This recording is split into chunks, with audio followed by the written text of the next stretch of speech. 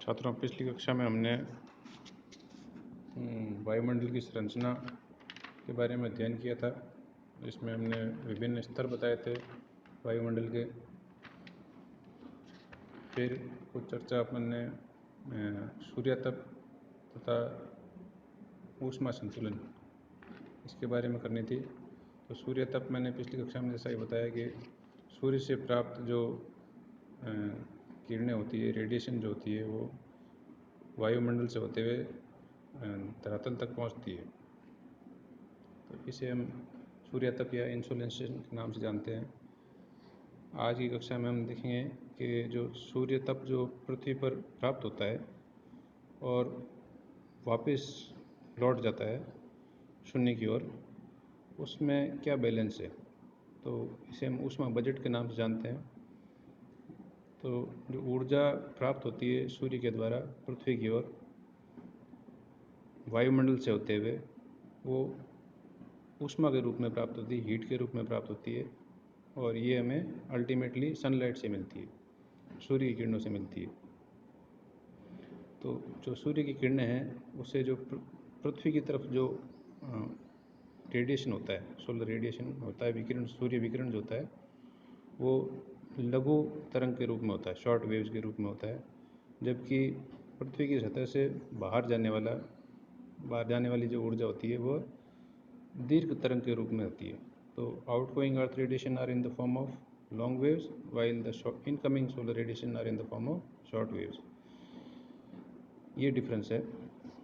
तो लेकिन जो ऊष्मा बजट है वो ये कहता है कि जो प्रवेश करने वाली सूर्य विकिरण है तथा बाहर जाने वाली धरातल से बाहर जाने वाली विकिरण है, उसमें वो बराबर होती है। इस चीज़ से हम ऊष्मा बजट के नाम से जानते हैं। अब ये ऊष्मा बजट मैंने एक चित्र के द्वारा समझाया है। इसमें तुम देखोगे कि मैंने 2 सेक्शंस बनाए। एक में सूर्य का चित्र बनाया हुआ है जिसके नीचे लिखा हुआ है short wave radiation received by sun is equal to 100। अगर हम सूर्य से प्राप्त जो विकिरण है उसे हम 100 मान लें तो क्या वापस 100 लौटती है, और अगर लौटती है तो वापस कैसे लौटती है। तो ये हम इसके बारे में हम देखेंगे डायग्रामेटिकली। हम देख रहे हैं कि चित्र में दर्शाया गया है कि जो 100 यूनिट्स हैं, जिसे हम प्रतिशत में मानते हैं, 100% अगर हम एनर्जी रिसीव कर रहे हैं, तो 27 उसमें से बादलों के द्वारा परावर्तित हो जाती है, रिफ्लेक्शन हो जाता है क्लाउड्स के द्वारा 27 यूनिट्स या 27% का। 6% जो है उसका प्रकीर्णन हो जाता है। प्रकीर्णन यानी स्कैटरिंग बाय डस्ट पार्टिकल। जो डस्ट के पार्टिकल्स मौजूद होते हैं वातावरण में, वायुमंडल में, उसके ऊपर जब सूर्य की किरण पड़ती है तो उसकी स्कैटरिंग हो जाती है, बिखर जाता है वो प्रकाश, जिसे हम प्रकीर्णन के नाम से जानते हैं। फिर 2% 2 यूनिट्स जो हैं वो डायरेक्टली पृथ्वी की सतह के द्वारा रिफ्लेक्ट हो जाती है, वो परावर्तित हो जाती है। जैसे कांच रिफ्लेक्ट करता है वैसे ही पृथ्वी भी 2 यूनिट्स 2% जो है वो सतह से रिफ्लेक्ट होके वापस स्पेस की ओर लौट जाती है। तो ये टोटल हुआ 27 + 6 + 2, ये टोटल हुए 35 यूनिट्स। 35 यूनिट्स जो है वापस जैसी आई वैसी की वैसी वापस लौटा दी गई। ये ना तो वायुमंडल में प्रवेश करती है, ना ये प्रवेश करती है लेकिन वायुमंडल की सतह से परावर्तित हो जाती है, जिसका मतलब अवशोषण नहीं होता है, एब्जॉर्प्शन नहीं होता है कुल मिला के, ना ये सतह के ऊपर इसका अवशोषण होता है, ये रिफ्लेक्ट हो जाती है। तो 35 यूनिट्स का तो हिसाब हो गया। अब पीछे बचे 65 यूनिट। टोटल जो 65 यूनिट्स हैं वो सन के द्वारा जो भेजी गई ऊर्जा है, उसमें 65 यूनिट्स जो है अर्थ और एटमॉस्फेयर सम्मिलित रूप से मिलकर जो है इसका एब्जॉर्ब कर लेते हैं।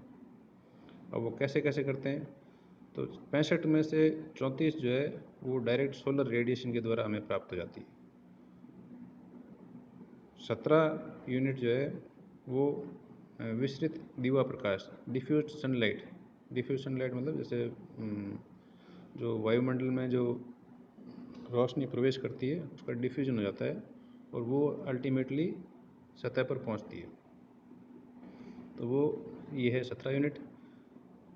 पीछे बची 65 में से 14 यूनिट जो कि जिसका अवशोषण होता है वायुमंडलीय गैसों द्वारा। वायुमंडलीय गैसें यानी मुख्य रूप से इसमें ओजोन, ऑक्सीजन और वाटर वेपर, ये तीन जो है प्रमुख रूप से एब्जॉर्प्शन करती है सनलाइट का। तो ये 14 यूनिट ये हो गई। तो 34 + 17 + 14 ये 65 यूनिट्स का हिसाब हो गया।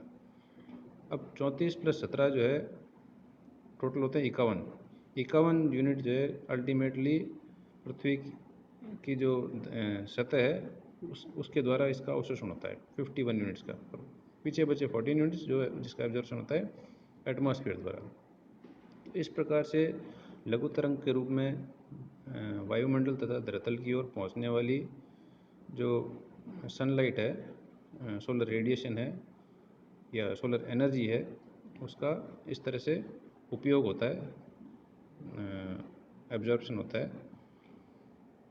धरातल तथा वायुमंडल द्वारा।